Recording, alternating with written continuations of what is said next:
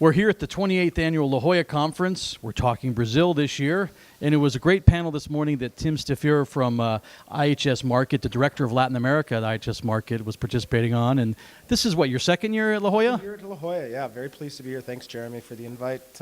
As always, it was a very insightful discussion. No, we really appreciate the partnership, the Institute of Americas and IHS Markit and your teammates and colleagues. So help our viewers understand what the Bolsonaro energy policy is. I think it's something that's always interesting to try and translate because you hear a lot in the news. There's great intentions about opening up the market, freeing Brazilians from this, higher cost energy environment they're so used to for all these years. So there's all these good intentions coming down, but as with everything in Brazil, you usually have to read between the lines a little bit. So Bolsonaro wants to have more competition, freer markets, lower prices for everyone.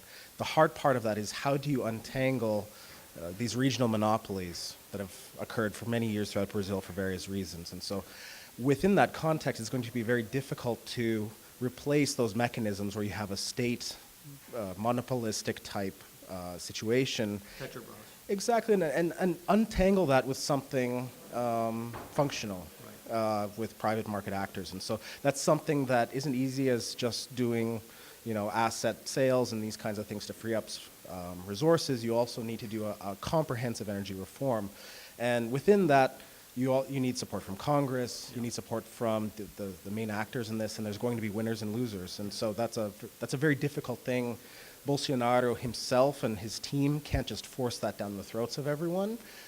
Congress is divided into how this will go forward, and so that's something that's continually evolving and that we look at closely and report to our clients. So. Well, and we talked about on the panel the pension reform and what's that doing to everything you're just mentioning about sort of the environment for moving reforms forward.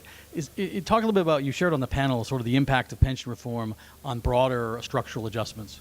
Yeah, it's huge for the country. So basically they're saying this pension reform is required for Brazil to be able to move forward, to attract investment, to not have to divert so much of its resources to the pension. And so it's distracting a lot of attention away from things like infrastructure, energy, privatizations. These are things that require Congress to look at. And right now they're just distracted over something that should have been done even under the last administration. Temer had this already ready, and then the floor fell out. So I think it's something that we want to see as soon as possible. It'll restore confidence that Bolsonaro can have more than just good intentions, but also be able to drive policy, and implement good policy in the government. So once you see that go through, then they can start looking at other things like the gas program that they have here, the power reform that they're also looking at further down the road. So those are important things that I think can naturally start to evolve after the pension reform. No, and I'm glad you mentioned gas. I want to end up there because it's something you follow very closely. You were based there for a long time. You've probably listened as I have for years about their desire in Brazil to bring more gas, and we're more competitive, more gas diversified matrix. What is this government? There is a plan. There is a proposal for gas. What is it? Yeah, it was supposed to be due right now, basically. It could come out at any moment. Yeah. So we're still anticipating this to really hit the floor and Congress start to move forward on this. It evolved from the Gas to Go program, which is, several years old. It's something that never really got a lot of traction.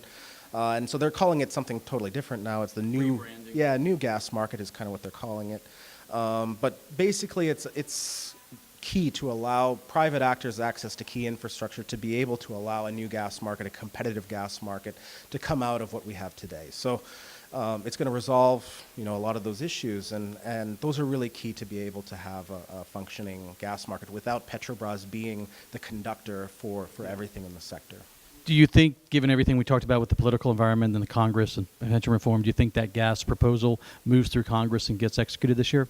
I think it does. I think they're going to move forward. It's not going to probably happen as fast as people want to. It's already a little bit delayed, but there is consensus, I think, that Petrobras can't do everything, and that Petrobras itself has decided to focus on offshore, oil and gas exploration. That's where it has, that's where it has competitive advantage. That's where it has technology. That's where it has, probably the best return on its invested capital.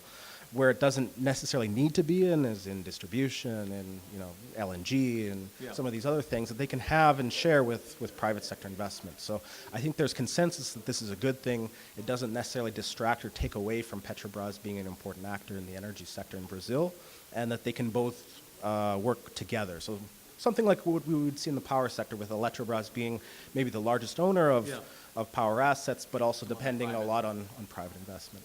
I think, I feel like there's been a lot of negativity at the conference with some of the countries, obviously. But I felt like actually Brazil panel, there was some bullishness. Huh? I mean, I think there was still some optimism. Yeah, I think there was even more before, I think. Right after the election, I think everybody saw Bolsonaro and Paulo Guedes and this team of very market-focused individuals, that Chicago-trained kind of thinking.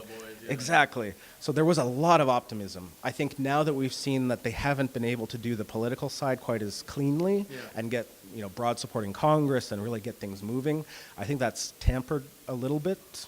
The total optimism that we have there. I think they still think that this is a good trend forward. It's a positive move, but it may take some more time. It may not be quite as dynamic as we thought before, but it's definitely a move in the right direction. There's good intentions there, but execution is always a little bit more complicated. Our panelist Nelson Narciso said people think it's like turning a jet ski when it's really turning a battleship. So exactly, and that's all still evolving. Lava Jato's only.